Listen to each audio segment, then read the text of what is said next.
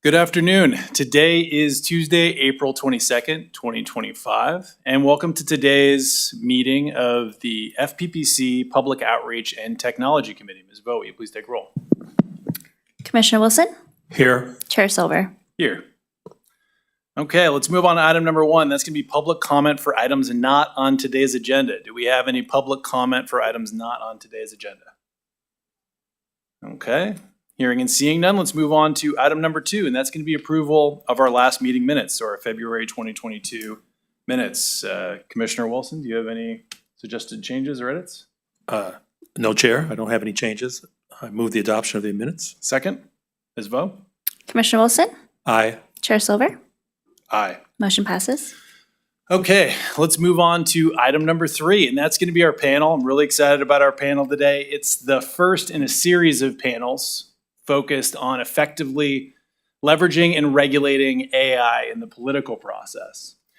So to me, it's clear that that AI is the defining issue of our time. It's really already affected every aspect of society, and elections, ethics, campaign finance are no exception. So recognizing this, the Commission's made it a priority to understand how this transformational technology may impact our agency, our mission, and most importantly, public trust. So while we'll be paying close attention to the ways that AI may be used to undermine the public process, we're also focused on how it can be harnessed for good. Specifically, we're going to look at how it can be used to bolster enforcement of the campaign and ethics rules, as well as promote transparency and improve government efficiency. To that end, we plan to host at least 2 additional panels in this series. These future discussions will focus on, one, how the FPPC and other ethics agencies can use AI to increase efficiency and promote transparency, and 2, to identify potential threats posed by AI in the campaign and legislative context and potential policy solutions to prevent or mitigate those threats. As to the latter topic, I'm personally particularly concerned about how AI agents can be used to place undue influence in the campaign and legislative processes.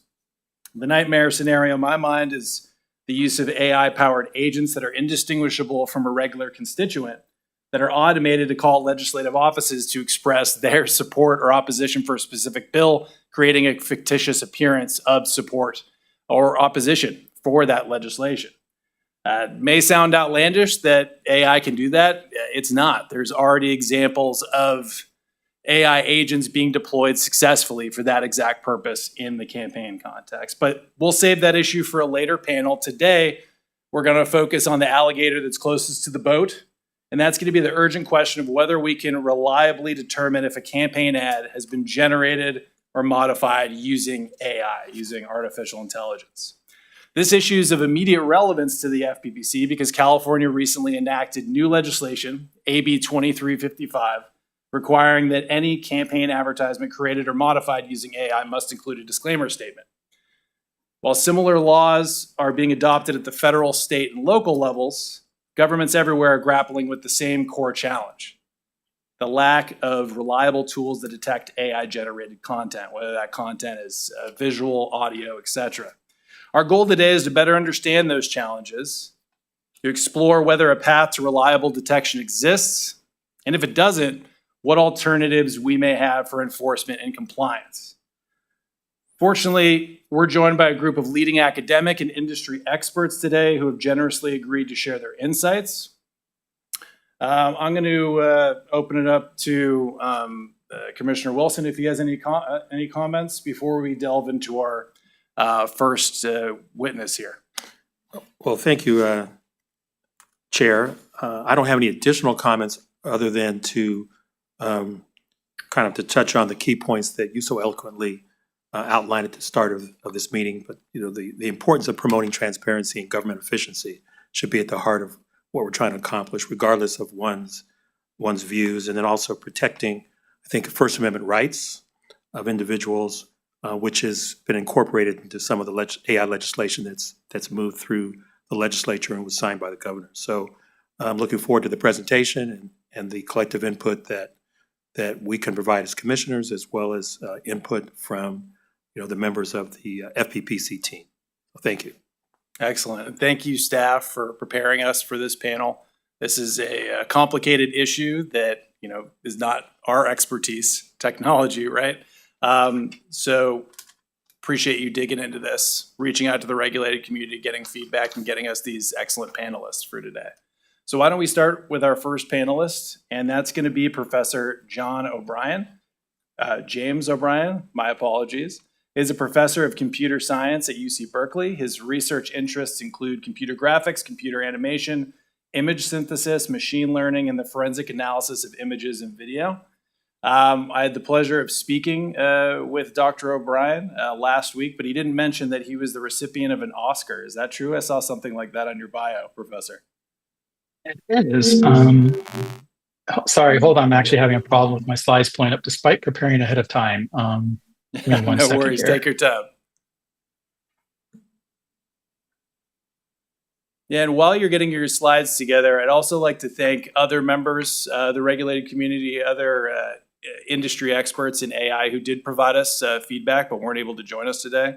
So we're able to get feedback from Google, as well as several other vendors who provide technology to identify where a photo, image, or video has been modified or generated with artificial intelligence. All right, are my slides showing up now?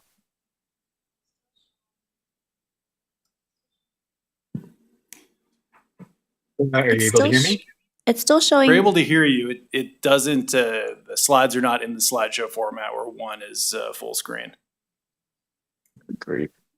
I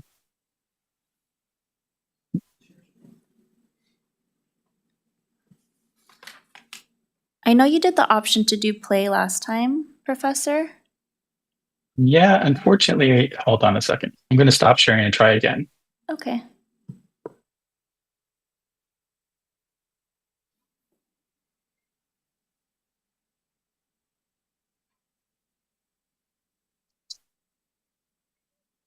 Is that working now? No, it's still showing the edit mode. Do you have two screens? I do, but I'm only one's plugged in right now. And here, okay, I'm going to try this one more time. Apologies. It worked just a moment ago. All right, let's try this again. Is that working? Oh, it's not going this time. Weird.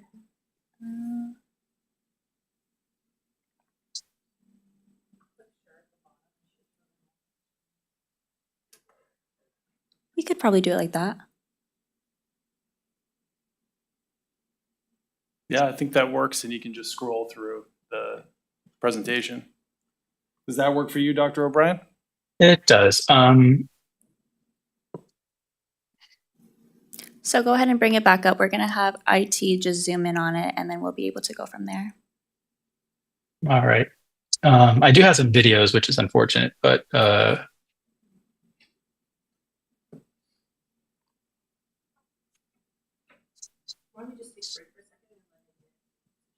Okay, that works for me. Okay. Okay.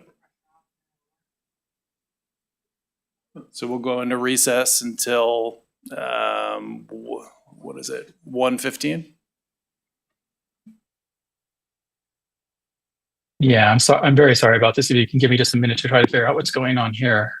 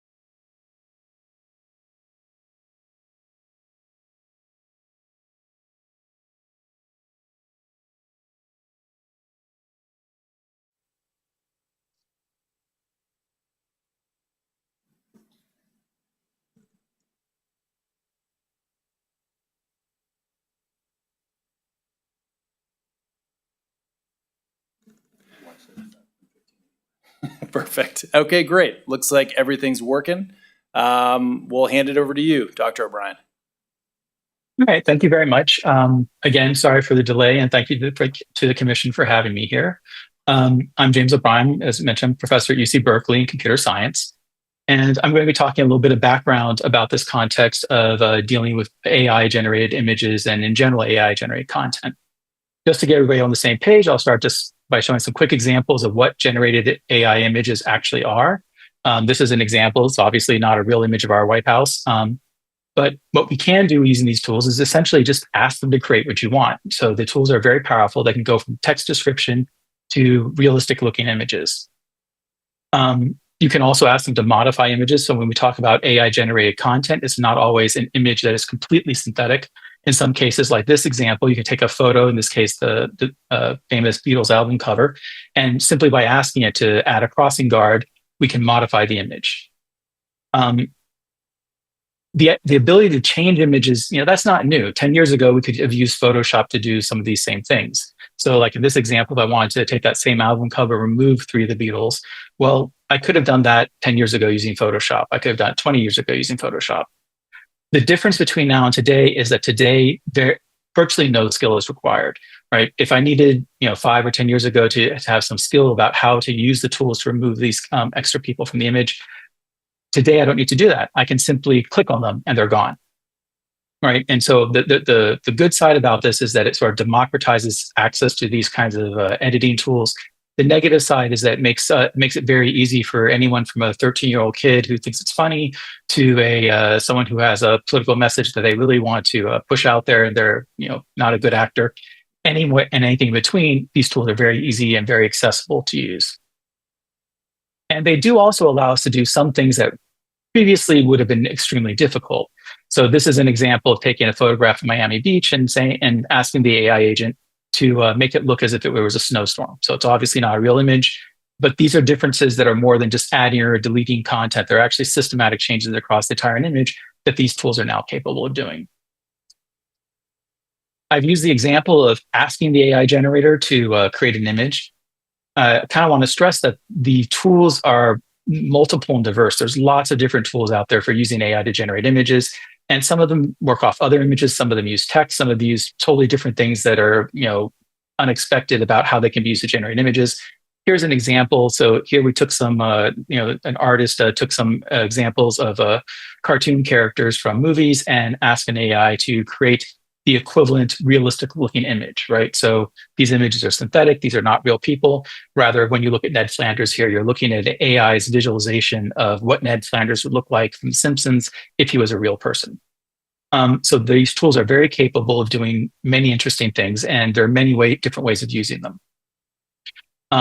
As I mentioned, the key thing here is that most of the sort of things you would want to do in an image are either now or very shortly will be as simple as it's like Star Trek.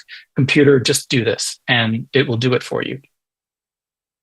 I also want to stress that not all uses of generative AI images are bad, right? In many contexts, those images I showed before might be fun or amusing, or it could be part of a movie or something.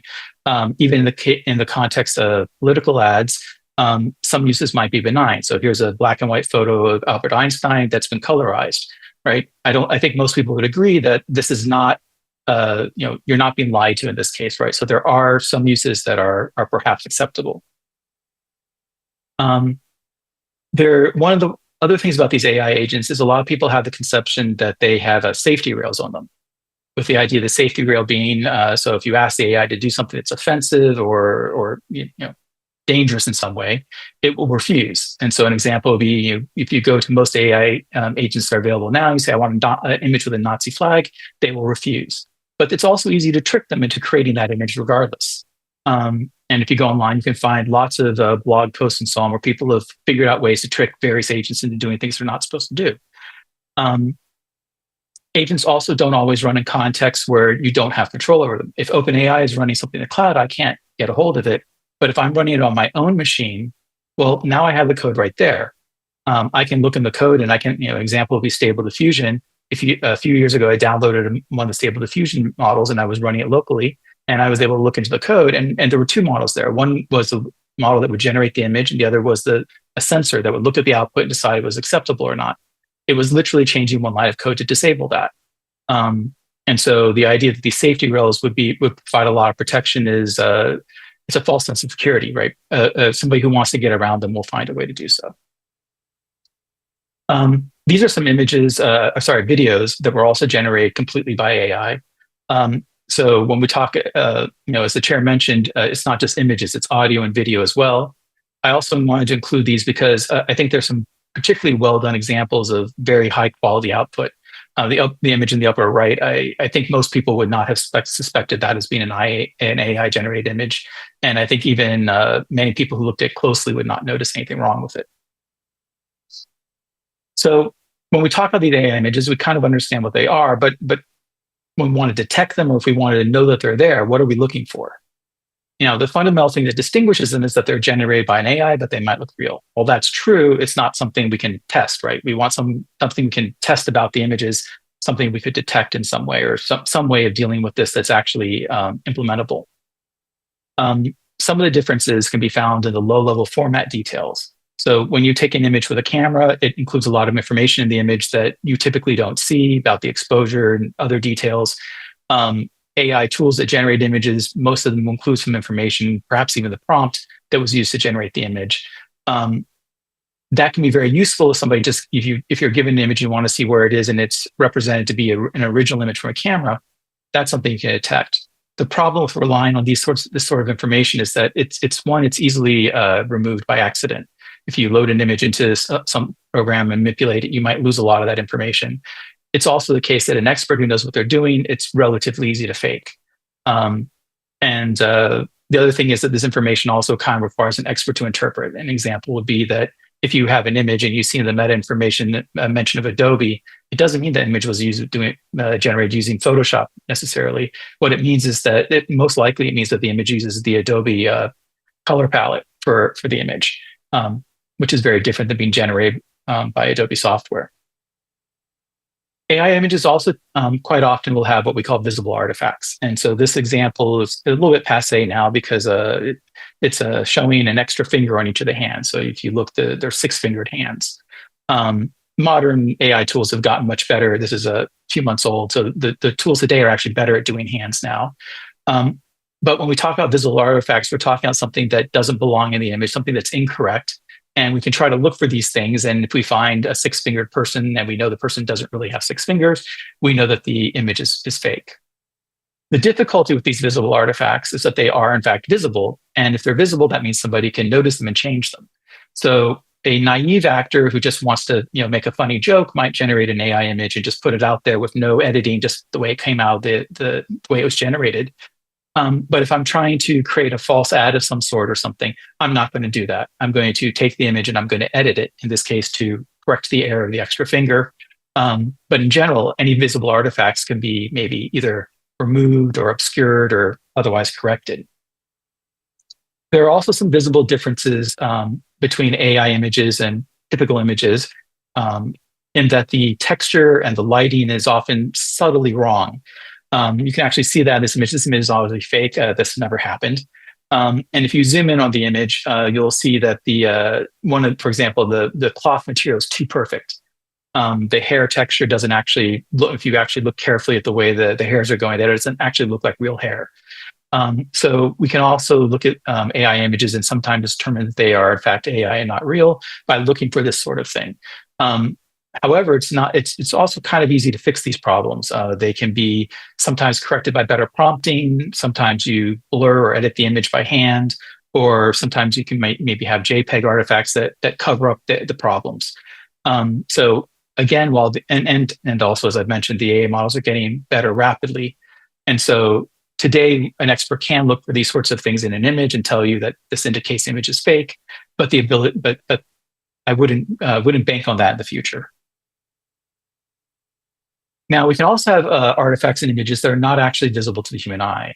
Both of these images are fake images. They're both have been modified or generated. And what's wrong with both of them is the reflections. The human eye is not going to notice problems with reflections. They look fine. But since we understand the math of how a reflective surface works, we can actually do a mathematical analysis and determine that there's a problem with this image. I won't go into the details. It's in an academic paper that we published.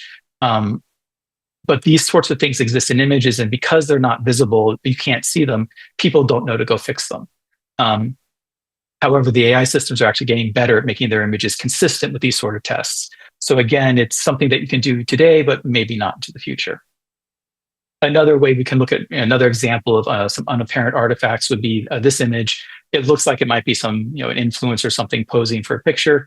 But if we actually do an analysis of how the light's reflecting off the skin and how the shadows are cast into the grass and the other things have been annotated in the image, it comes out again as mathematically incorrect. It's something that the human eye can't necessarily see, and that today most AI agents tend to get a little bit wrong. They quite often inject errors of this sort into an image.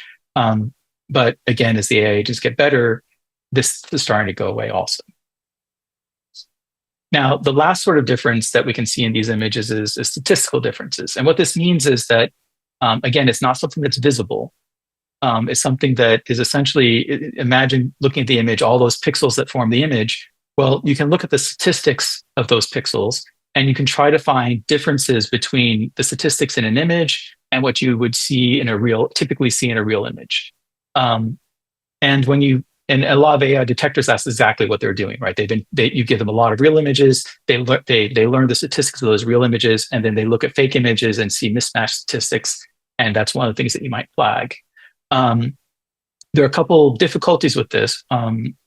One of them is that, again, the AI models are getting better and their statistics are getting closer and closer to reality. The other is that is kind of subtle here, but if I'm going to use one of these models, an AI model to detect these unusual statistics in an image, if I have access to the model, then it's very easy to train my generator model to fool the detector. So it's kind of an arms race. And so I might want to keep my detector secret to avoid that. But if I'm using it in the context where someone who's accused of doing something needs to be able to inspect the evidence and understand on what basis they're being accused, now I can't keep that secret anymore, and it's going to help the generators get better at fooling it. All right, so these are some of the things that are different between regular images and AI images that we might want to detect, and the idea is that we want to detect this unreal content. I want to stress that while these differences are here today, the AI models are very, very rapidly improving. Like what we have today and what we had 6 months ago, huge difference. So what are the tools that we can have to take advantage of this? Well, I've mentioned automated detectors, and I know there's some panelists who will be speaking directly about automated detectors. I'm personally not a very big fan of these. The ability to detect the differences between a real image and a AI-generated image, first of all, it's a shrinking target. As I mentioned, the technology is improving. But it's also the case that a lot of the things you would do to an image that are totally legitimate operations, such as that you might do in composing it into an ad or putting it into a video, will disrupt these statistics. It's also the case that even when a good tool might represent itself to say, I don't know, be 90% accurate, meaning it detects the AI images 90% of the time, but that's still 10% of the time that you're wrong. In the context of a classroom, I can't accuse a student of cheating because an AI tool has a 10% chance of being incorrect. That's not suitable. I can't use that to detect cheaters, and I don't think it's necessarily useful in this context either. There's also in this arms race between the detectors and the generators, it's my belief that the generators will ultimately win, and I'm using this image to sort of demonstrate that. We all understand this image isn't going to happen in reality. These two don't get along. It's never going to be real that they come together and dance like this. But we can't imagine a physical universe or different, physically it could happen. It's not going to, but it could physically happen, and we could physically take a picture of it. And so even though that picture won't exist ever, it's not real, it's never going to exist, that picture would have the same statistics as a real image. And what that means is there is a target, right? If my AI generator is good enough, it'll generate those pixels and there won't be anything to detect. And so as we look at this technology, this arms race between detectors and generators, the generators are eventually going to win. Another tool we have is human experts. I think we all understand what the idea there is, who can use it and look at an image as an expert and knows problems with it, or maybe they employ some suite of tools to try to expose problems. That is probably great for an end game if you're presenting a court case, but if you're trying to look at thousands of ads, it's costly and it's kind of hard to find experts who are available. It's also the case that that you're still relying on expert opinion, and if everyone trusts the expert, that's great. But as we know, it's not always the case that we can find some single person that everybody involved in a situation's willing to trust. Watermarks are another tool that we have available, and the idea is that you can put some mark into the image that identifies it as being an AI-generated image. So this is an example. The sandwich is not real. It's an AI-generated sandwich. It's from a tool called Grok, which is an AI image generator. But as you can see, it literally takes a second to remove the watermark by simply asking to have it removed. Not all watermarks are visible. Some of them are invisible. This is a very simplified example where I can take that same sandwich image. I can take a message of some sort that I want to hide in the image. It could be this test. It could be a serial number. It could be where the source of the image was. I now have an image where the information's in there, but it's not easily visible. And if you don't know to look for it, you're not going to know it's there, and maybe it's going to serve a good use. Some of the drawbacks of this are that these sorts of hidden watermarks often are easily disrupted by normal editing activity. And if you know it's there, which in the context of being able to examine the evidence against you, maybe you get the first person, but subsequently you know it's there. Once you know it's there, it's easy to remove. There's also the idea of like digital signatures, and again, these are really great. Digital signature is really great to establish that an image came from a certain source, but the lack of a digital signature doesn't necessarily mean anything, right? So if I have an image that's signed, for example, from DocuSign, or a document that comes from DocuSign, they sign it digitally to prove that it was downloaded from their service. If I have a document that's not digitally signed, it doesn't necessarily mean that it's fake, depending on where I got it from. It just means that I don't have a digital signature. I can't prove anything one way or the other. The last tool that I want to talk about is provenance chains. And in many ways, this is essentially the same as digital signatures and watermarks, but with a little bit extra twist to it, which is that rather than having a single signature or a single watermark or a single notation on the image, you're going to have a chain of signatures that goes back to when the image was originally created.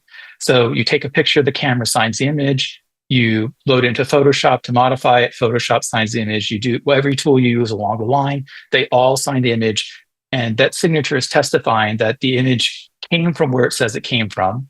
And now that the image has been modified, testifying that the modifications what the modifications were. So CP2A, which I'm sure many people in this context have heard about, is exactly doing that. Another way of doing this, for example, that's used by the DoD, is you can have a trusted authority. So if I know that all my images of military bases that are released by the DoD, they're stored in this website, and so I can verify that an image is legitimately from there. It's a trusted authority. If the image isn't there, then it's coming from some other source. These tools are really great. The limitation they have is the requirement of this chain of custody. Not all software supports this idea of propagating these signatures. And also, there are many contexts where you wouldn't have a signature. For example, someone leaking an image more than likely doesn't want a digital signature tracing it back to them. On the other hand, if you're in a context where you're able to require that everyone uses only images coming from a trusted source, and require that every piece of software they use along the way preserves those signatures, then this might be a very useful solution. All right, so I think I'm actually a little bit over time. Just a quick summary, not a big fan of watermarks or automatic detectors by themselves. Human experts, I think, have a place in the story, but they're slow and they have limitations. Provenance tracking, I think, is a really great tool. If you are able to mandate what people do with their images, where they're getting them from, then it can be a really useful tool. If you're not able to do that, then I'm not sure of its utility. All right.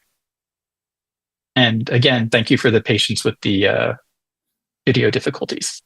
Thank you. And that was excellent. I feel like I could talk to you about this for hours, but I know we are time limited and we're a little over time, like you mentioned. I have a couple quick questions for you, and Commissioner Wilson may as well. Is there an example of where provenance chains have been adopted in another context that's similar to the election context or campaign context? Unfortunately, I don't know the answer to that question. The technology for doing this reliably is, I mean, I guess the answer is yes, right? In the sense that if you have evidence, if a CSI team comes to investigate a crime and they take photographs, they're already kind of doing this, right? They take a photograph, the camera is, they get the camera from the police station. It's a particular camera that area has a noted serial number. They have it in their custody. They take the picture. They have it in their custody. They give it to the evidence person who right? There's a chain of custody. And so that's used in that context because now if I show the image and it shows blood or something, well, I can't say that blood is blood just from wherever because now there's a series of testifiers who will say where the image came from. It came from the crime scene. This is not a fake image. It was not from some other place. And that's essentially what you're trying to do here if you use these chain of custody tracking, this provenance tracking mechanism. The limitation, in the police context, I can require that you only use a special camera. I can require that they keep it in their possession. I can add all these requirements to preserve that chain of custody. The question I think here would be whether or not you're able to do something similar. In this case, it wouldn't be physically maintaining hold of the image. Rather, it'd be you're only allowed to use images from trusted sources, so directly from a camera, from a digital library of photos that is a trusted library, Getty Images or something. So you have to have a reliable source that you trust. And then you also would have to restrict the software that's used to only be software that preserves and propagates that information. That's interesting. And that, is likely going to go to the point that Commissioner Wilson already made earlier about the First Amendment potential issues with limiting the content, which could be considered speech or likely is considered speech. The other question I had is one alternative that I didn't see up there was working with these image generators, LLMs, so like DALL-E, like you mentioned, ChatGPT, Gemini, etc., to have them institute policies that would prevent the creation or somehow restrict creation of campaign ads. I know that probably dovetails into the topic that you mentioned with safety rails or guardrails that can be circumvented. So with all that, my question is, if those sorts of policies were adopted, like for example, I went on ChatGPT to see if it would create a campaign ad for me. It actually wouldn't. It said it's against its policies to create an image of a campaign ad. How sophisticated in your experience do you have to be to get around those sorts of guardrails generally?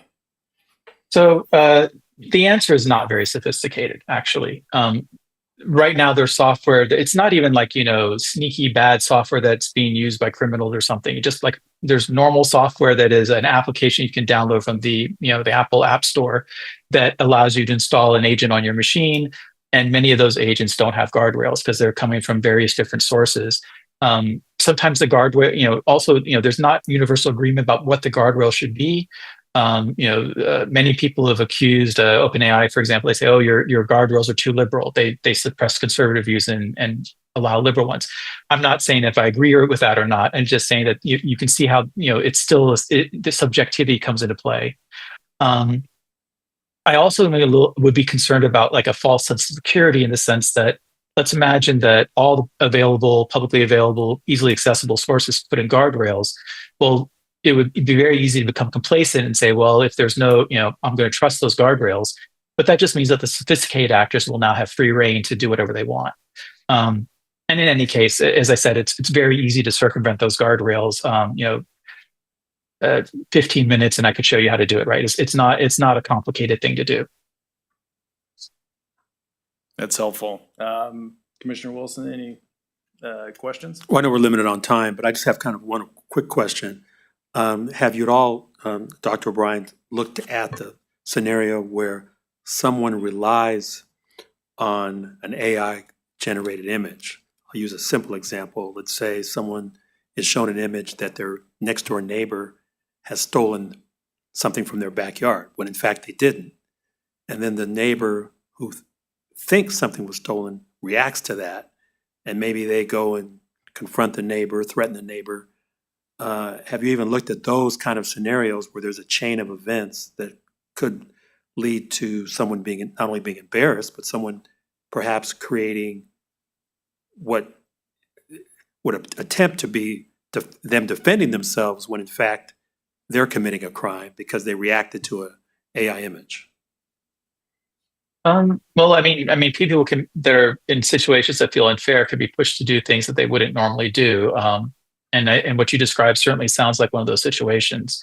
It is already so. I'm not, that particular kind of neighbor situation. I'm not aware of anything like that. But you can find many examples of people using AI generated images for a variety of purposes, including trying to accuse people of crimes that the crime might not even exist, or maybe the crime exists but it has nothing to do with the accused person. So people are trying to do that. The tools today are still such that if we end up in a courtroom and an expert's going to be able to figure out that image was AI generated. The place where we don't have that is on social media, for example. These images get circulated and there's no expert to show up and look at the image for you. And even if there was, by the time they're in the room, the image has long since been looked at and you shared it or something. So there are lots of examples of people using AI images in ways that I think we'd all agree is not, good, wholesome ways to use the technology. Maybe not yet to the extent where it's put someone in jail. Hopefully not. But if we get to a point where, as I said, we will be, that where there's literally nothing to detect that would differentiate an AI image from a quote, real image, then we're going to have to ask ourselves the question, what do we do with the idea of photo evidence? I mean, I think that goes a little bit beyond necessarily this commission's, direct perspective, but I think it is something that we as a society we should be thinking about. The idea that video evidence or of any sort is going to be trustworthy, even when examined by an expert, I think is something that it has a definite horizon that's rapidly approaching. Yeah, thank you. This is the last question that I have. We're in a difficult situation. This legislation was passed. Now we need to enforce this new disclaimer requirement. In the short term, what would be your recommended approach? It seems like in the long term, absolutely, it's going to be to the extent that we can put provenance chains in place. That's the best way to go in the future. In the short term, what do you see as the most effective way for us to detect AI modification or generation in campaign ads? Well, if you try working off the ads themselves, I don't think that there's really any way to make that useful, because as I mentioned, when you have campaign ads, not just a single image, right? It's an image that's embedded in a context with some text and maybe some, American flag or some, other effects. And so by the time you're done creating that, it's no longer a fake image that any of the detectors are reliably going to be able to detect. You could require, again, since this is a particular context, if you're able to require that people submit the raw images, then that changes the story a little bit. And if you're able to do that, that would certainly be useful. I also would suggest having clear guidelines about what's acceptable and what's not. There's a 2013 case where a photographer working for the Associated Press in Syria took a photograph of a militant, and there was another photographer had left their camera where it was in the picture. And the photographer who was taking the picture that had this camera in it, they removed the camera just to clean up the image, and Associated Press fired them because they didn't think that was they thought that was changing the image too much. The photographer, I was Pulitzer winning a prize winner. I'm fairly convinced that person wasn't trying to do anything dishonest, but there was no clarity about what was acceptable and what wasn't, or at least it wasn't clear to this person. And so that would be something else I also think that maybe is important, because the distinction between an AI generated image and one that has just been tweaked with AI is fuzzy, right? If I take an image and I'm using Photoshop and like, let's imagine I have a great photograph, but there's somebody making a face and I just want to delete that person. Well, is that an AI generated image now, or is it not, right? And so there's some images are clearly, if we know all the facts, some images are clearly from AI and some are clearly from cameras, but in between there's a large variety. It's a fuzzy line. And so I think that's another issue that your commission's going to have to struggle with or figure out. How exciting. Well, thanks so much for your time. We really appreciate your expertise and sharing it with us today. Any other questions from the commission?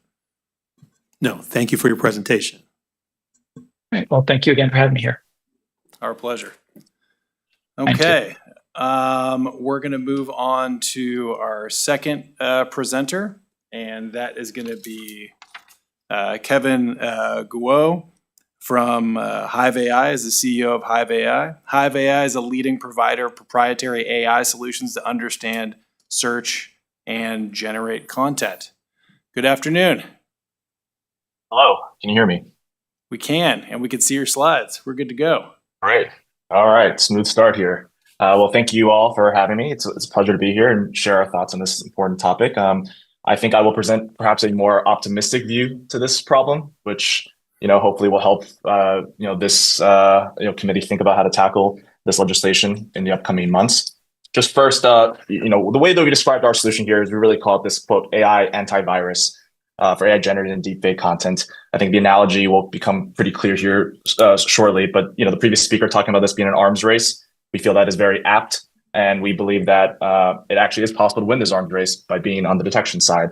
Just a quick aside, here are some examples of AI generated dogs. If you drive along the 101, so our company's based in San Francisco, we have a bunch of billboards along 101 and 280 that have this dog theme. So just a call to that. But just quickly about us, before I get into the technology of how we actually have solved this, it's probably useful to understand a little bit about our business as a whole. So we are a later stage startup.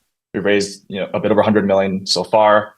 Started this business with my co-founder when we were both graduate students at Stanford studying computer science and AI. And we really got into this to build best-in-class AI models to help companies solve different challenges. It turned out that our models in content moderation and trust and safety were the first dominant use case for us. So think of it, a social network, a dating app, a marketplace. They are looking for explicit content, hate speech, bullying, spam, all that kind of stuff. They rely on a lot of Hive models to protect their communities. So along the way now, we work with hundreds of the largest platforms in the world, processing billions of pieces of content every day. So pretty significant scale. And we have a whole portfolio of products. But what was really interesting was about 2 years ago, a new set of companies started to emerge. And of course, these were the AI generators, right? So companies like Midjourney, Runway ML, OpenAI, the kind of companies that we're all now quite familiar with. And we saw an interesting problem, which is this new class of content, essentially, AI generated deepfake content that was becoming freely accessible, much more accessible to the common user. And so what ended up happening was pretty interesting. The first thing is actually these generators themselves, they became our customers. So when you talk about guardrails, actually a lot of the guardrails that do exist today in these platforms, they actually are being powered by Hive already. So if you go to a platform like Runway, who's one of our customers, and you try to type in a prompt that violates the guidelines, actually we are in large part the model that's behind the scenes actually enforcing that. Same thing for Midjourney and many of the other leading generative AI platforms. So that gave us a very interesting view into how these platforms have been built, how they thought about generating the content. And more importantly, we started to get a view of, well, we have a lot of real content from all these years working with companies like Reddit, for instance. Reddit was one of our large original customers. Every piece of content on Reddit has historically gone through Hive models. And so we saw that dichotomy of this real content from before, this generated content from our new set of customers. And we started to think, is it possible to actually build a new type of AI classifier to then detect this content? And to be clear, our view on this is actually pretty straightforward. We think that a lot of the techniques out there that have been discussed, things like watermarks and prompts and so forth, they are useful when they're there, but in practice, a bad actor is going to get around it quite trivially, like the previous speaker mentioned. And unfortunately, we think the only true scalable solution is going to be an automated detector. And of course, this comes down to the heart of it, which is, can these detectors truly be accurate, which we will address in this presentation. So first is detecting AI generated content. Over the last few years, it used to be pretty obvious. You can see here, these were all technically AI generated images. Maybe in their year, they were impressive. Not so much anymore. The obvious the limb abnormalities and so forth. We don't really need an AI model, really anything to tell you it's AI generated. It's pretty clear. It is obviously improved exponentially. So in the last year, this content's gotten a lot better. And so this is where having these automated detectors becomes quite critical. And sometimes the impact of this content can be dramatic. So just an example on the far right, this is a real example of an image that went viral on Twitter last year. Essentially, an image of an explosion in the Pentagon. When this image was posted, it actually got spread. People, retweeted it a bunch. it actually caused a momentary drop in the public equities markets because people thought there was an attack on US soil. So this is where there are real life ramifications of this type of misinformation that could really be quite harmful. And of course, our view is that a lot of this content now, it's simply going to be very difficult to distinguish with the human lie alone. And so these are just some recent examples that have come up, but some have gone viral recently on social media. Example of these like receipts that are being made by GPT-4o. Those have gone popular. Of course, different ads that have been posted, especially political ads. And I'm sure this is what contributed originally to the bill being passed. And of course, in September 2024, this is one of the first states legislations that we saw really try to tackle this matter. And this is what the commission now is trying to work on, which is to say, all right, you have legislation that is trying to mandate the disclosure of AI generated technology in ads. The question is, how do you have technology that can actually do this? So our role in this space has been pretty significant, and we'll talk a little bit shortly about how the tech actually works. But just to first mention, we've already been in production across a wide range of different contexts. But in particular, on the federal level, it's worth noting that there are two acts that are making its way through committee now. So one is the No Fakes Act, the other is the Take It Down Act. Both of these we've been endorsing. We're one of the few tech companies involved. We expect to be involved in the enforcement of these as well. The No Fakes Act, of course, is around really focused on AI-generated music for now, harming creators for the copyright issue. And the Take It Down Act is more around deepfakes. Both of these are aspects that we're intimately familiar with, and we're happy to comment on the federal level as well. So what are we building here? At the primary level, what we have produced is what we call, again, this quote antivirus. And what it is a set of models that, given a piece of content, can return with very high accuracy whether or not something is AI generated or a deepfake or not. Now, of course, there's been a lot of skepticism about how this works, and it's well warranted. And there's a reason why this took us so many years to build. We didn't just release this last month and say the problem is solved. It's taken us, frankly, essentially over 2 years of nonstop iteration to get these models to a place that we think are going to be performant enough in real world settings. And so at the heart of this, what we have here are models that are trained on vast data sets. On one hand, you have data that is labeled as real images. And again, we have a huge corpus of this from all of our general work in the content processing space. We have years and billions of examples of real images that we can draw from. And then we also have a lot of interesting relationships directly with these image generators, able to create huge amounts of generated data as well in a very granular fashion across all modality types, image, video, audio. And so if you have enough data here, it turns out that you can actually train an AI model to understand what I believe the previous speaker referred to as, quote, statistical differences. That is probably the way to look at it. It is at the heart, you're feeding in, for an image example, you're feeding a lot of the combinations of pixels, and there is some sort of pattern that is being picked up on. I think where I will probably deviate on a fundamental basis from that premise of the previous speaker, though, is that these patterns that are being produced, they are different, certainly. They're different between companies like Midjourney and OpenAI and so forth. But within each of those engines, it actually is pretty similar, right? And so what that really means then is that if you have enough of this data in this library, again, think of it like an antivirus. If we have this, quote, virus supported and we're able to keep up to date as best we can, then in theory, actually, this is more of a tractable problem. Of course, it's never going to be 100% solved. When a new model comes on for the first time, maybe there's going to be a bit of a lag before we can actually identify it fully. And there'll always be some variants out there maybe we don't catch. But by and large, the same way that an antivirus is mostly successful at preventing viruses from making its way through, especially the most harmful ones, we believe this is also possible here. And so in practice, what this entails is we have a whole team of researchers at the company that are dedicated to essentially reading all the literature for all the open source models that are out there, constantly keeping up to date on all the commercial generators, many of which, again, are direct partners. So we have an inside view into how they operate. And then every few weeks, we update all of our models that we have with all the different things that our partners have been giving us feedback on. So I think the other really important thing about what we built here is that these models are not theoretical, right? You see a lot of papers out there talking about how these detectors may be used. The most important thing about us is that we are a significant commercial provider of these models, not just these models, but more broadly, we have a lot of different models of the company. It turns out that because of our reach and our customer base, we get a lot of feedback for this particular product. So for instance, a lot of social apps are already using this to ensure that there are no AI generated or deepfake elements being used in their own advertisements, which again is probably very relevant to what this committee is looking to talk about. So that's directly been solved. We have really significant national security use cases, which we'll talk about here shortly on the public sector that are using this. And so the key aspect is that with all these deployments that are now live, what ends up happening is they'll tell us, hey, this image or this video, for whatever reason, we knew, that customer would say, hey, we know that this was an AI generated deepfake content. It didn't seem like Hive caught it. Why is it, right? They'll give us that as an example. We'll work with them. We'll figure out, oh, maybe there's this augmentation that this bad actor tried to use to get around it, right? Of course, clearly this arms race notion is there.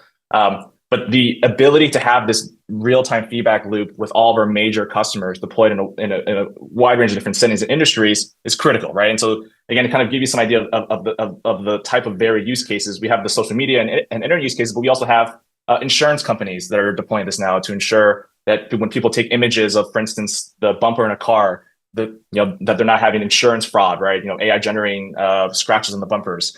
We have document verification companies that are using this, like when you create an account on, say, an online stock brokerage and you upload your driver's license, your passport, there's been a rise of people using AI generated content there to basically spoof their identities.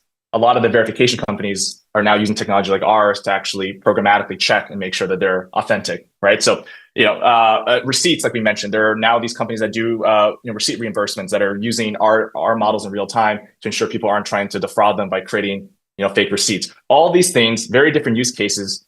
Similar problem space though. And what that means then is that we get a huge amount of input and feedback from all the different ways that these bad actors are essentially using the same techniques to get around this. That shared feedback comes back to a central pool of models that we then give to all of our customers. And so critically, let's say that, this committee wanted to try using our models as an input to, be a signal for trying to enforce this, this bill.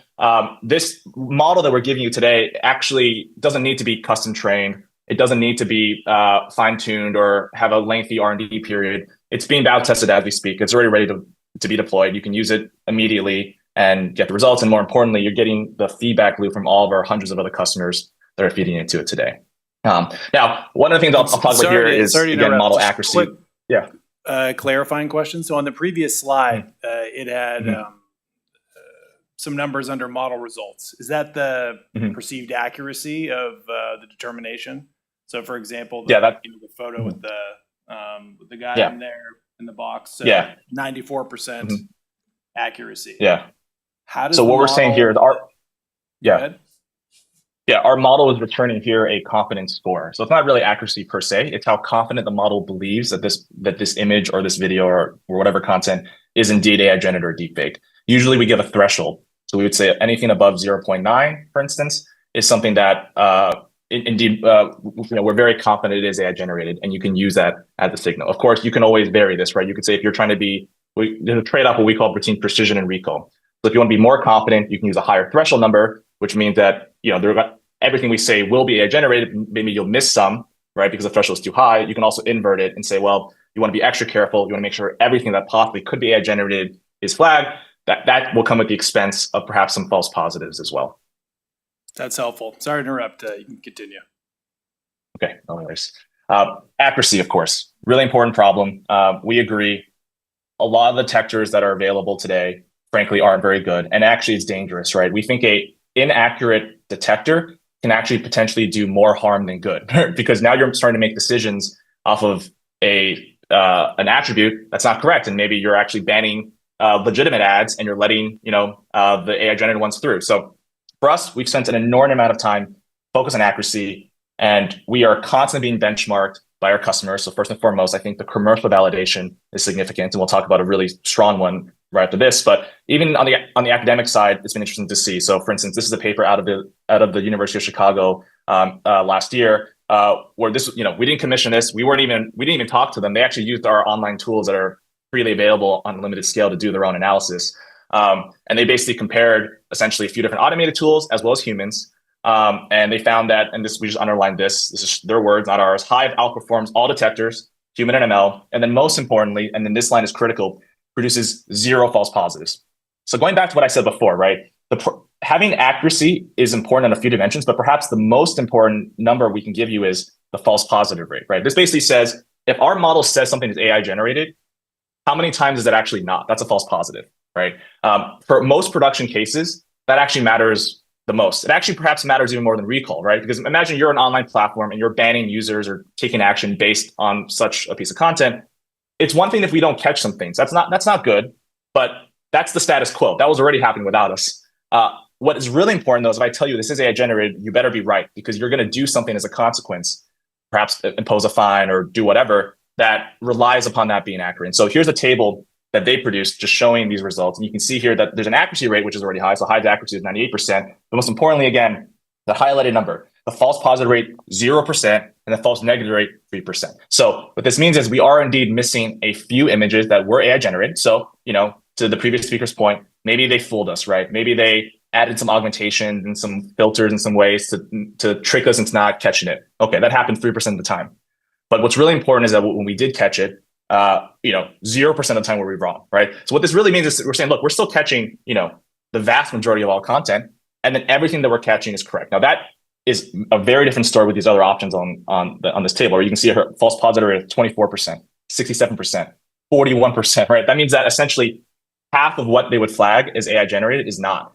It's not very useful as an automated tool, right? And then not only that, the false negative rate wasn't necessarily that high either. They're missing a few things. So this is a really important example of how we've built our models and how we think about the world. That's a little bit different. And part of that, again, is because of the fact that we're forced to operate like this because our models are already being used in production in such a massive way.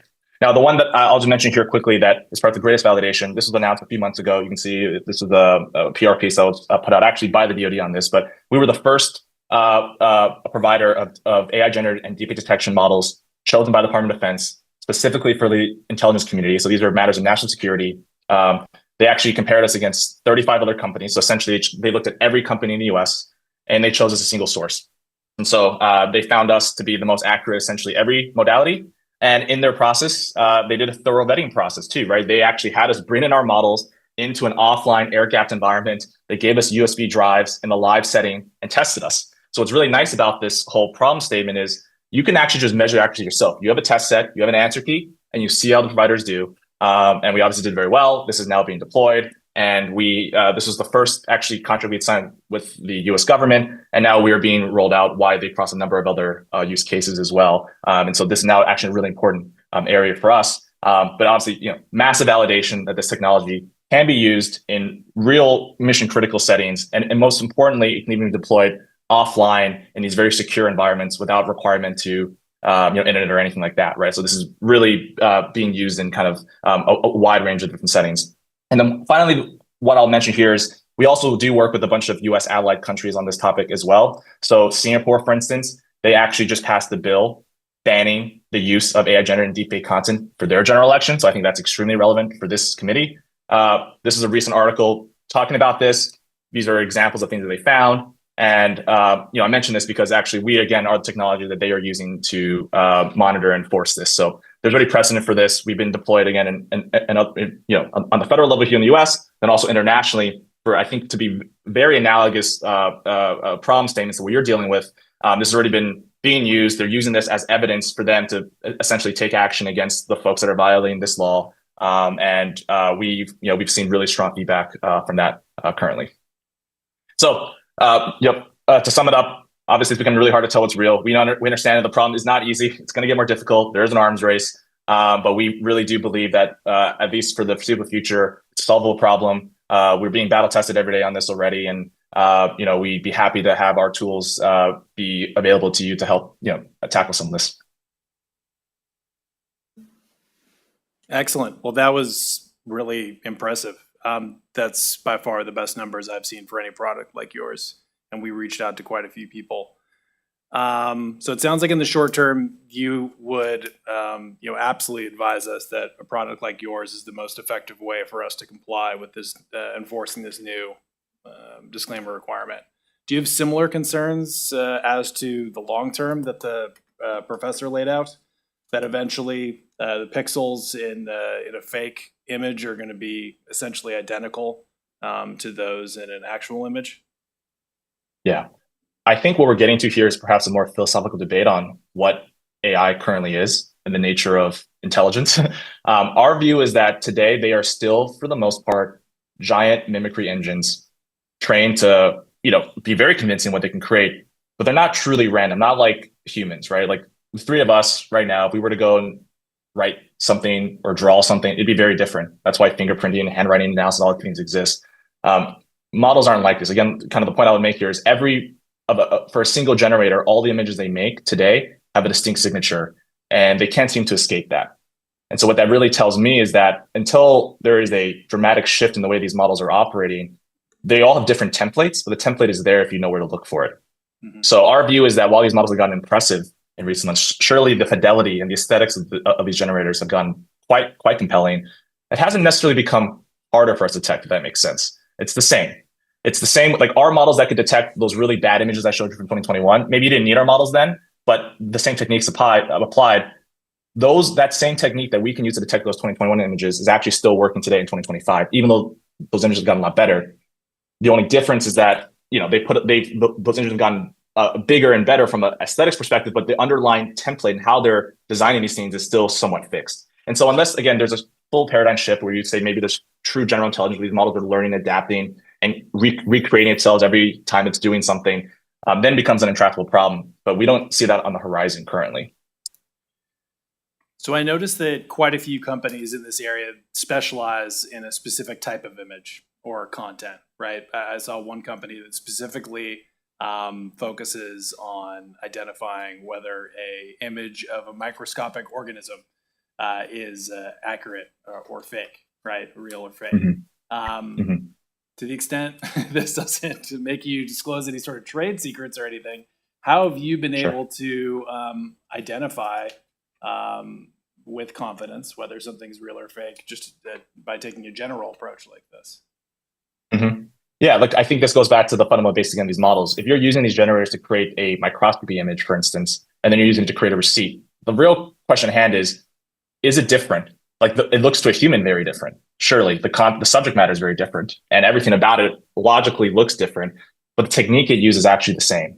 And so what that means is that we don't necessarily have to go train on those exact microscopy images to flag it. We can actually just catch it because we have so many of that generator already. Now, the impact that there could be, hey, real microscopy images, that's a little bit odd thing. Maybe we have some error right there. So if we're actually trying to use that domain, we have to add in some real images of that new subject matter into here to kind of reduce that false positive rate.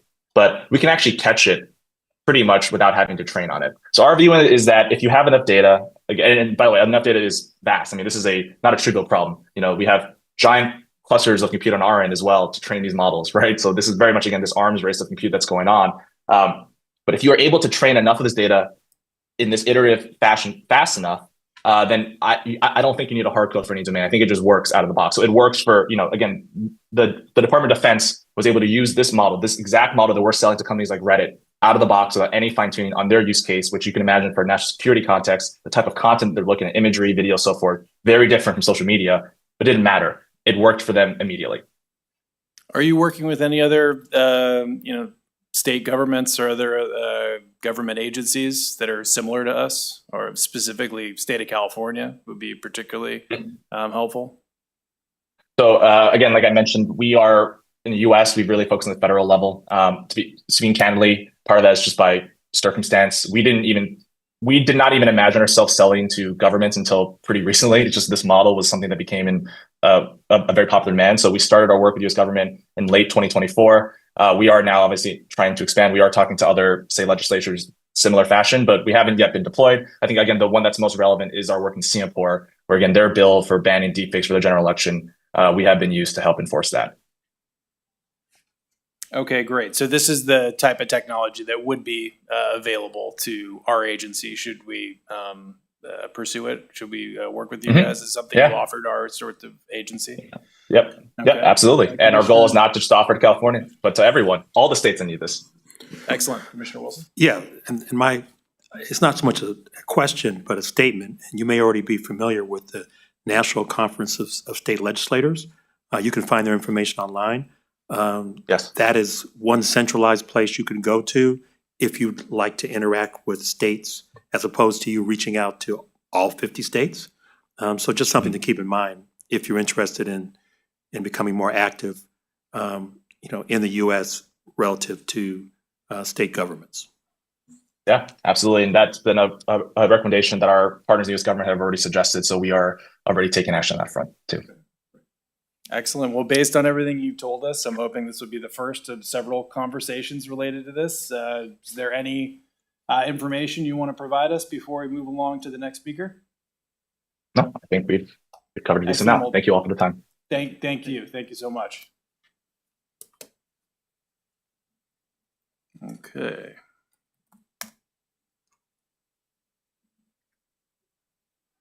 Okay, we're going to move on to our next speakers. Just give me 1 second to get up that agenda. Okay. And next, we're going to have two folks from Adobe, a company that's already come up quite a few times on this panel. So we're going to have Katie Brooke and Andrew Quebec. Andrew is the lead product manager at Adobe, and I didn't know we were going to be lucky enough to have Katie on here as well. So I don't have her exact title, but thank you both for joining us. No problem. Thanks for having us. I'm on our public policy and legal team here at Adobe.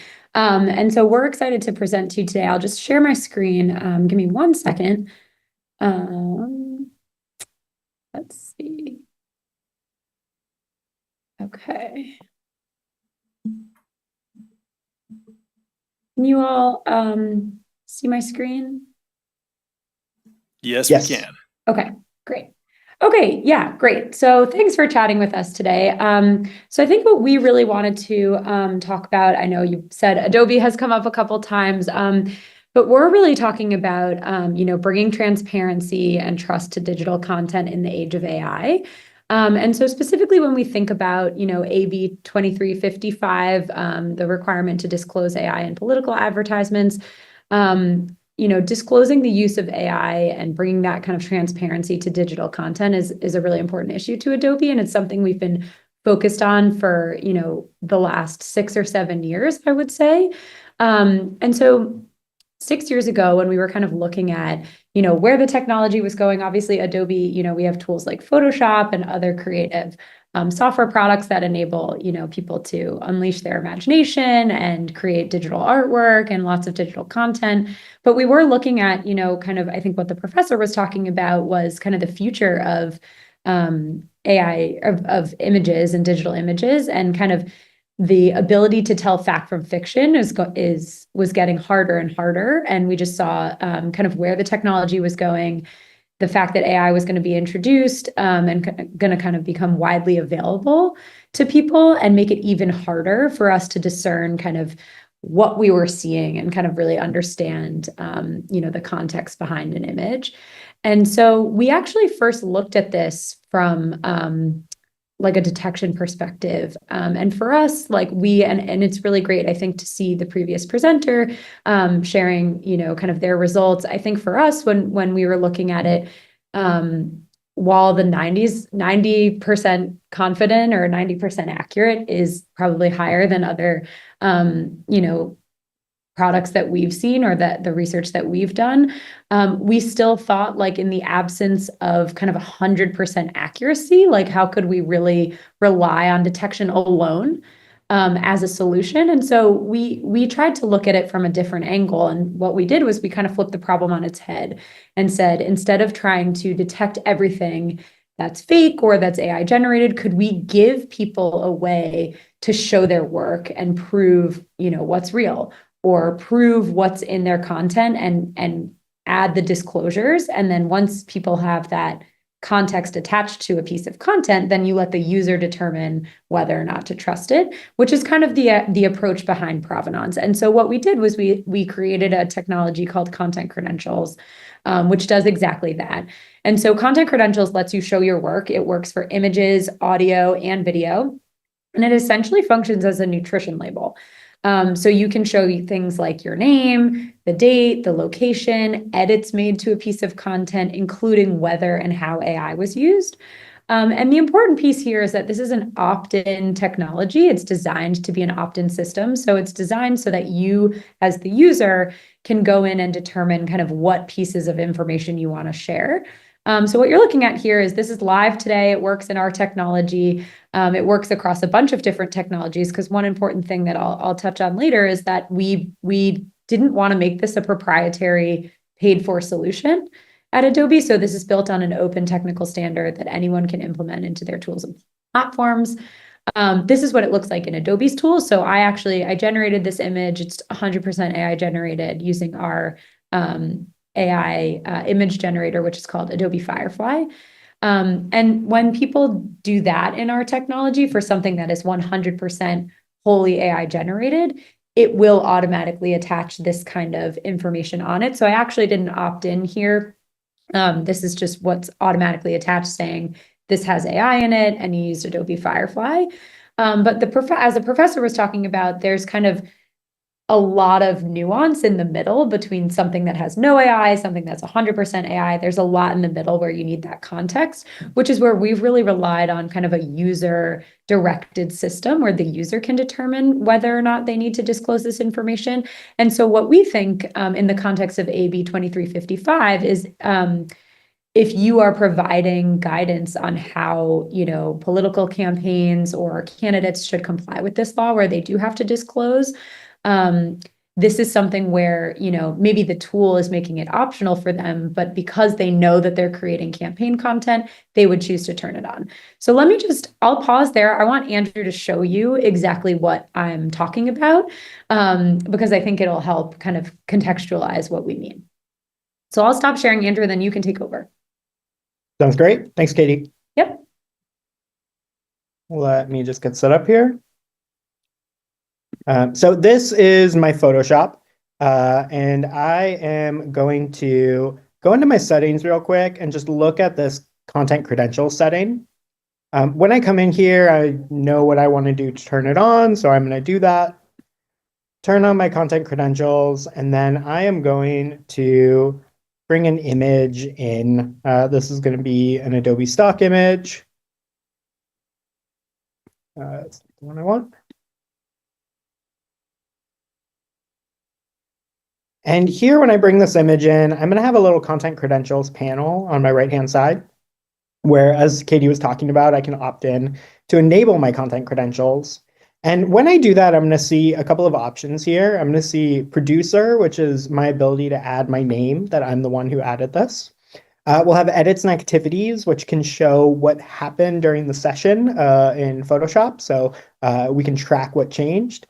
And we also have this neat feature called connected accounts. One of the things that we can do with connected accounts is you can put your Instagram or X handle into the content credential so that you can let people know, hey, if they see this image and they want to know more about you or get in contact with you, this is a way that you can connect that to something that is actionable for the end user.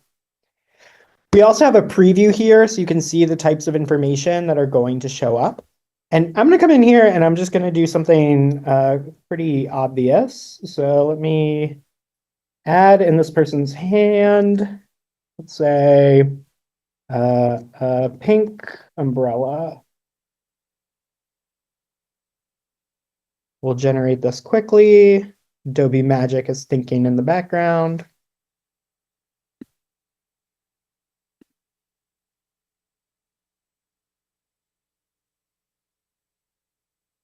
Okay, so we have added this bit ridiculous picture of a pink umbrella. And one of the things that I'll see in my preview here is that now I have an AI warning. And you can see that when I put this out, I now will have this content summary for end users. So let's export this out of Photoshop. We're going to make sure our content credentials are turned on. And I'm going to export this.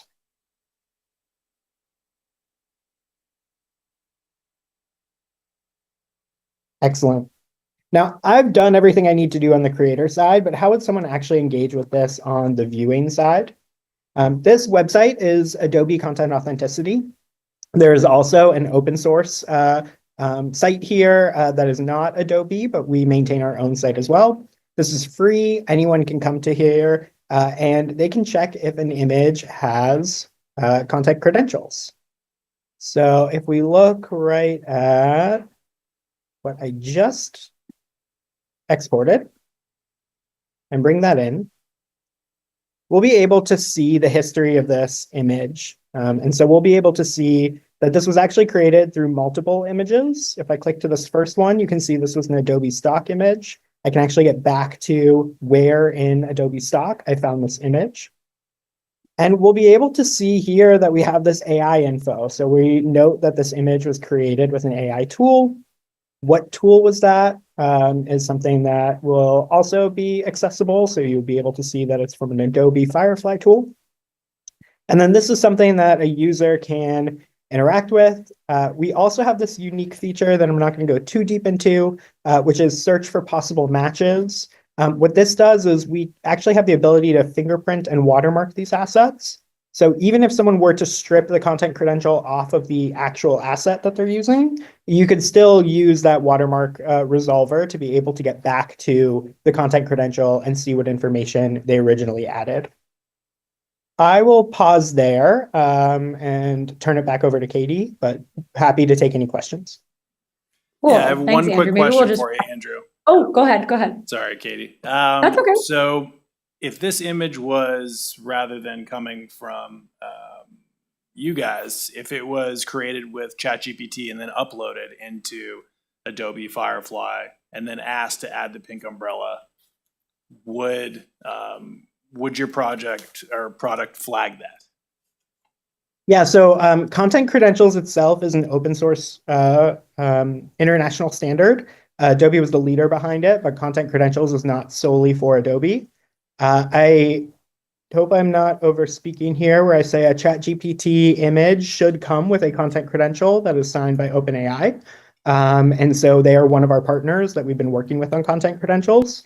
And so in the flow that you just described, when you bring that OpenAI image into Firefly, these content credentials build on each other.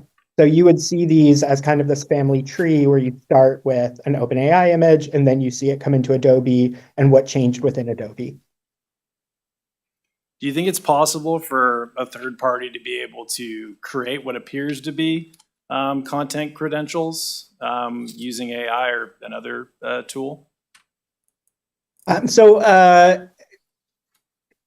I guess there's a question of like, could someone spoof the symbol of a content credential and try to make something look like a content credential even if it isn't? It's certainly possible that someone could mess with the JavaScript of a page or try to make that. What they can't do is use one of these inspectors, and we can have built-in inspectors that aren't requiring people to go to a separate site. That really read, so the way that a content credential works is it's actually signed with a cryptographic signature. And what that means is if you change any pixel, if you do anything to this image, it's actually going to show up as it has been tampered with. That signature will no longer be valid. So these readers are reading that content credential, the actual information in there, and they're matching it to the image that they see. And if those two things don't match up together, if they're not valid together, we will show an error state saying, hey, this isn't a real content credential or something has been messed with since. Okay, that's helpful. Commissioner Wilson? Yes, that was very informative presentation. I kind of have a question for either one of you. It's Mr. Kabak and Ms. Brooke. You focused, well, you gave us an example of this umbrella. And it would be obvious, like, where did that umbrella come from? But let's say in terms of crowd size, seems to be a well-attended event. If, let's say there were only 10 people there and you wanted to add 100, no one would necessarily focus on that enhanced or increased crowd size. Would you be able to detect that type of, AI modification as well? Yeah, so I think the important thing to remember with content credentials is that it's not a detection service, right? So like this isn't meant for you to try to detect everything that's happened in the photo. What the inspect does is if it has a content credential on it where somebody chose to show you what happened in their image, it will read that and show it to the user. And so I think the application for 2355 or for the new law would be like if it's required for a candidate or a campaign to have to disclose when they used AI and when they didn't, content credentials gives them a way without messing up what their campaign ad looks like, right? Because it's secure metadata, so it doesn't. It's not like you have a big label obstructing the campaign ad, right? But in the metadata itself, they could indicate like, yes, I used AI to be compliant with the law. And then you could bring in here and be like, well, how did they use it, right? So they would have to turn it on to show you what they did. And then you would bring it in here and you could see what happened. Does that make sense? No, it makes sense, totally. But if they didn't decide to reveal that they're using AI, then this technology wouldn't necessarily work then. That's right. I think it would be kind of a case-by-case basis, because if they did, use something that was wholly generated that came out of like Adobe Firefly or OpenAI, as Andrew mentioned, is a partner of ours. And so they automatically attach content credentials. It would pick up if there's an automatic content credential attached to something, if it's like a wholesale Gen AI thing. But if they were, in an editing service and they didn't turn on content credentials and they made some edits with AI that they chose not to show you, this wouldn't necessarily detect that. Okay, thank you. Yeah, that makes sense. So for us, it's not a tool for detection. It's going to be a tool that candidates and committees can use to demonstrate to us that they're not using images that are generated or modified by AI. Sure. Yeah. Or and I think you should correct me if I'm wrong. My understanding of the law was that if they're not forbidden from using AI, but if they use AI, they have to disclose that, right? Because there are lots of good reasons to use AI. I think, as someone previously mentioned, right? Like they might be, removing a distracting person from a photo, or maybe they're, from a privacy perspective, maybe they're blurring license plates, right, in an image of them at a rally. So there are lots of legitimate reasons to use AI. And so this is a way for them to say, like, I'm showing you that I used AI, but I'm not obstructing my image with like a giant disclaimer on the top of it. And so I think what's really important is that we really see the future of transparency in digital content. We really see an effective legislative solution as having 3 prongs, which is one, having a provenance solution like this, where people can show their work and give you more context about the content you're consuming. That's really how you can bring transparency to digital content at scale. 2, I think detection, as the previous presenter and other companies continue to improve the technologies and increase the accuracy even more. That's important as well. And then the third piece is education, which is helping people understand the tools that are available to them. First, helping people understand that there might be misleading content out there, and then the tools that are available to them to kind of combat that and figure out what they can and can't trust. And so I think for 2355, I think where Adobe is relevant and where the Content Authenticity Initiative is relevant is really around providing guidelines to a campaign or to candidates for how to comply with this legislation. If, helping them understand what tools they might be able to use to be in compliance. Just to Okay, add, and these tools are, go ahead, Andrew. It doesn't require that you have to use AI in order to use a content credential. So one way that you could use this in the prove what's true case is if you get a campaign image from my campaign, it should have a content credential.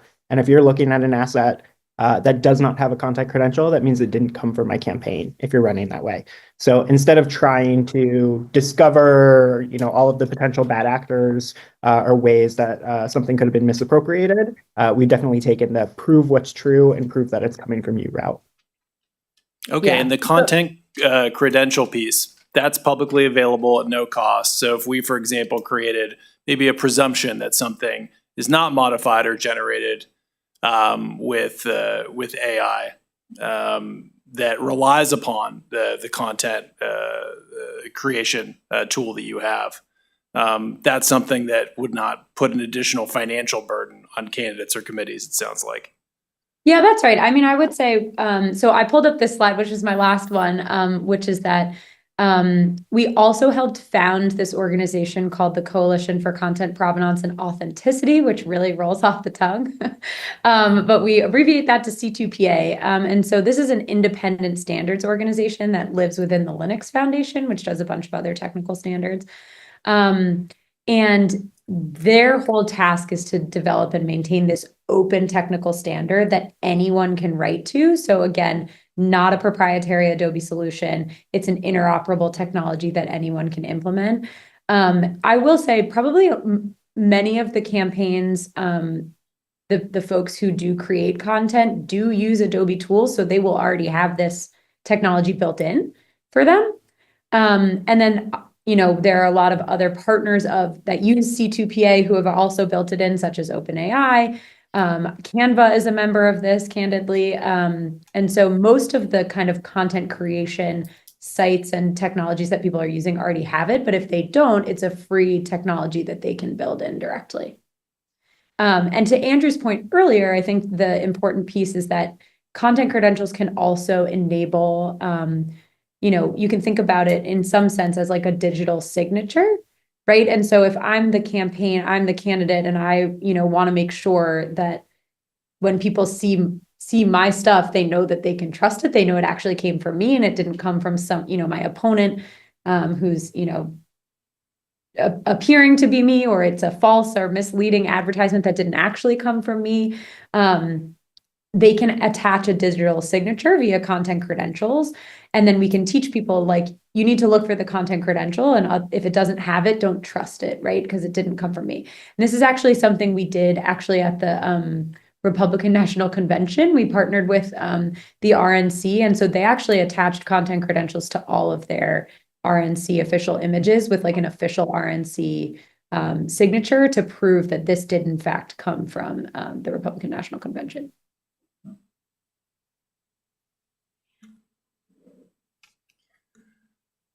That's really helpful. I guess the only question that I have remaining is, have you worked with any other state agencies similar to the FPPC to implement this technology? We are working very hard actually across both the federal and state legislators to implement this technology. There's a bill currently actually in Texas as well that would require all agency content and legislature content to have content credentials on it. So that's something that we have been trying to help them meet compliance with. And then we haven't seen, there was another bill, I think, that we worked with Senator Klobuchar, which was a similar bill at the federal level. Though I don't think, to my knowledge, we have not yet, we haven't done any hearings or anything on it like this, but we did provide kind of feedback about how compliance could be possible with content credentials. And then one example, if you wanted to see it in action, is that the Department of Defense uses content credentials on all of their image repository, which is called DIVIDS. So it's like their digital image and video service for the Department of Defense, and they are required to tag everything with content credentials.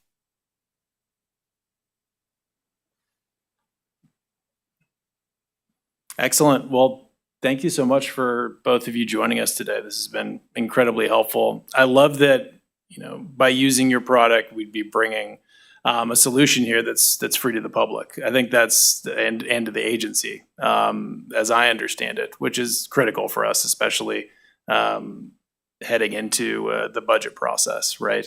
So, Yep. Thank you again. Anything additional to add before we let you go? No, I don't think so. Happy to join for any follow-up conversations or demos if it's useful. Perfect. Well, thank you again. Thanks so much.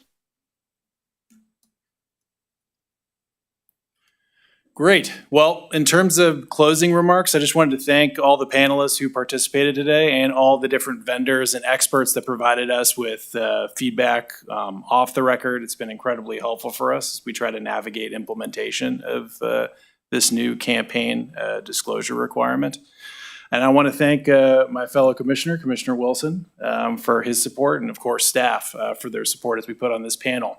As far as future panels go, we laid them out earlier. We are really hoping to get as much feedback as possible. So legislature, assembly, Senate, elections committees, committees dealing with technology.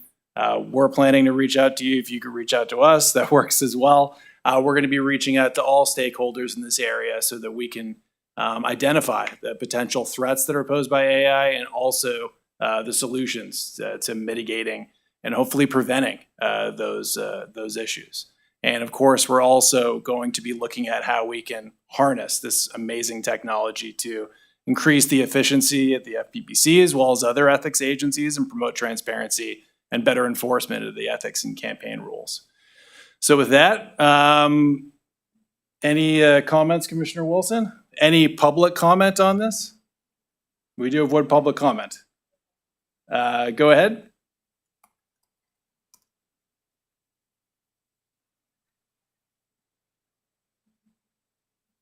Do we have public comment on the line?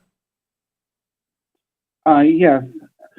Good afternoon, Commissioners. I tried to make comments on the non-agenda item. I think this relates to agenda item 4. I'm speaking today anonymously as a private citizen out of concern for potential retaliation tied to a complaint I submitted to the FPPC. Last year, I filed a complaint regarding a possible conflict of interest involving an elected official. I followed the appropriate process, submitted public records, and trusted the FPPC to evaluate the matter objectively. To your staff's credit, they've shown great professionalism and fairness throughout the process, and I truly appreciate that. However, I was recently served in a federal civil lawsuit that appears to be direct retaliation for filing that complaint. The lawsuit contains false and misleading claims about my role and intentions, even suggesting I was somehow connected to the agency in question, which I am not. I'm simply a concerned taxpayer who raised a legitimate issue about potential corruption by government officials in elected positions. This lawsuit is not just legally questionable, it is an attempt to silence someone for identifying potential corruption. It sends a dangerous message that anyone who speaks up may be publicly attacked or dragged into costly litigation simply for doing the right thing. What's even more concerning is that the FPPC currently offers no protective measures for people who file complaints in good faith. There is no formal policy to address or respond to retaliation, even when it is as clear and chilling as this. Without protections in place, fewer people will come forward. The risk is too high, especially for private citizens. That undermines the work of the FPPC and threatens public trust in the integrity of California's government. I strongly urge the Commission to consider adopting safeguards for complainants and to treat retaliation seriously when it occurs. If this process is to be meaningful and accessible, it must also be safe. Thank you for your time, and again, thank you to the staff who have handled this matter with professionalism and integrity. Well, thank you, sir. I'm glad to hear that you had such a good experience with our staff. If you have any questions concerning complaints or enforcement, we recommend you reach out to the Enforcement Division. In terms of policy, you're welcome to reach out to our Executive Director, Galena West, and thank you again for your comment today. We have any other public comment? Okay, so let's move on to item number 4, discussion of items for the next Public Outreach and Technology Committee meeting. The only item I have is that we're going to be continuing with these panels. I'm particularly excited to see how that rolls out. Any comment from fellow commissioner? No, this was very informative, and again, thank you to the Executive Director and all the staff and the team at the FPPC who were involved in facilitating this committee hearing today, and I'm looking forward to the next presentation. Excellent. Well, I'm going to move to adjourn. A second? Ms. Vo? Commissioner Wilson? Aye. Chair Silver? Aye. Meeting adjourned.